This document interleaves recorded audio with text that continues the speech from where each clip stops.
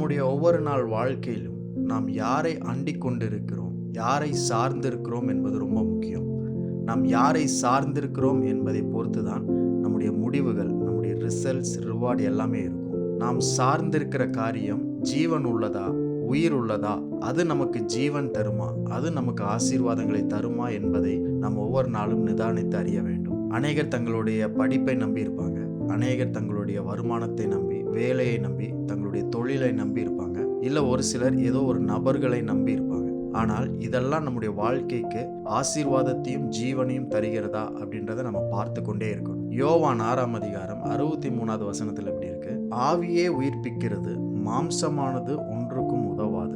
நான் உங்களுக்கு சொல்லுகிற வசனங்கள் ஆவியாயும் ஜீவனாயும் இருக்கிறது. நம்ம படிச்ச இந்த வசனத்தின்படி தேவனுடைய ஆவியே ஒருவனை உயிர்ப்பிக்கிறது, ஒருவரை ரிவைவ் பண்ணுது. நம்முடைய வாழ்க்கையை அது உயிர்ப்பிக்கிறதா இருக்கிறது, ஜீவன் தருகிறதா இருக்கிறது. ஆனால் மாம்சம், மாம்சத்தின் கிரியைகள், மாம்சத்தினுடைய எண்ணங்கள், யோசனைகள், திட்டங்கள், நாம் அறிவின் நிமித்தம் கொண்டு வருகிற எல்லா திட்டங்களும் அது பிரயோஜனம் இல்லாமல் ஒன்றுக்கும் உதவாததா இருக்கிறது. அதனால தேவன் சொல்கிறார், நான் உங்களுக்கு சொல்லுகிற, உங்களிடத்துல பேசுகிற வசனங்கள் எல்லாமே அது ஆவியாயும் ஜீவனாயும் இருக்கிறது.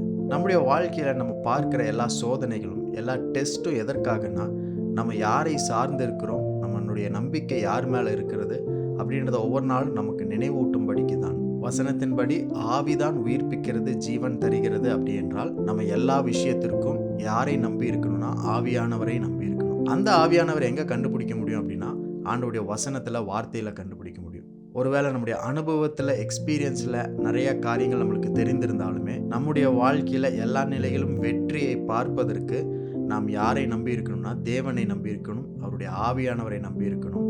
அது தேவனுடைய வார்த்தையில் இருக்கிறபடியால் அந்த வார்த்தை சொல்லுகிறபடி வார்த்தையில நம்பிக்கை வைத்து அதன் மேல சார்ந்து நம்ம எல்லாவற்றையும் செய்யும் பொழுது நமக்கு 100% ஆசீர்வாதங்கள், வெற்றிகள் நாம் பார்க்க முடியும். தேவனுடைய வார்த்தை அல்லாமல் வேற எதன் மேல நம்முடைய நம்பிக்கையை வச்சு எது செய்தாலுமே அது நமக்கு தோல்விதான் கொண்டு வரும். பிரயோஜனம் இல்லாத, ஒன்றுக்கும் உதவாத காரியங்கள் தான் நம்ம வாழ்க்கையில பார்ப்போம்.